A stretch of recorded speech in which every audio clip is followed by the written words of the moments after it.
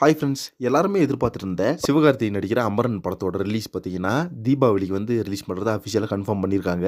So நம்ம இயக்கியோட விடாமுயற்சியும் பார்த்தீங்கன்னா தீபாவளிக்கு தான் ரிலீஸ் பண்ணுறதா வந்து அனௌன்ஸ்மெண்ட் பண்ணல. ஆனால் பார்த்தீங்கன்னா அது ஒரு கன்ஃபர்மேஷனில் இருக்குது.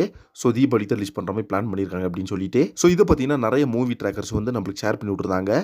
ஸோ அப்போ பார்த்தீங்கன்னா அக்டோபர் 10 வந்து கங்குவா அண்ட் வேட்டை இந்த 2 படம் ரிலீஸ் ஆகும். அதே மாதிரி பார்த்தீங்கன்னா அக்டோபர் 31 தீபாவளிக்கு விடாமுயற்சியும் நம்ம அமரன் படமும் வந்து ரிலீஸ் ஆகும். ஸோ நிறைய பேர் கேட்குற கேள்வி என்ன அப்படின்னு பார்த்தீங்கன்னா, அதாவது ரெட் ஜெயின் மூவிஸ் தான் பார்த்தீங்கன்னா அமரன் படத்தையும் வாங்கியிருக்குது, அதேமாதிரி விடாமுயற்சி படத்தையும் வாங்கியிருக்குது.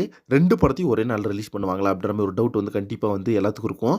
ஆனால் இதில் ஒரு சொல்ல வேண்டிய விஷயம் என்னன்னு பார்த்தீங்கன்னா, துணிவு வஸ் வாரிசு இந்த 2 படமே கிளாஷ் ஆகும்போதே பார்த்தீங்கன்னா வாரிசையும் பார்த்தீங்கன்னா ரெட் ஜெயிண்ட் வாங்கிருந்துச்சு, அதேமாதிரி துணிவும் பார்த்தீங்கன்னா ரெட் ஜெயின் வாங்கிருந்துச்சு. 2மே பார்த்தீங்கன்னா சேம் டேல் தான் ரிலீஸ் ஆச்சு. ஸோ அதனால் பார்த்தீங்கன்னா இந்த 2 படத்தையும் ரிலீஸ் ஆகுறதுல பெரிய பிரச்சனைலாம் ஒன்றும் கண்டிப்பாக வராது. கண்டிப்பாக பார்த்தீங்கன்னா ஸ்க்ரீன்ஸ் அடிப்படையில் வந்து படத்தை வந்து ரிலீஸ் பண்ணி விடுவாங்க.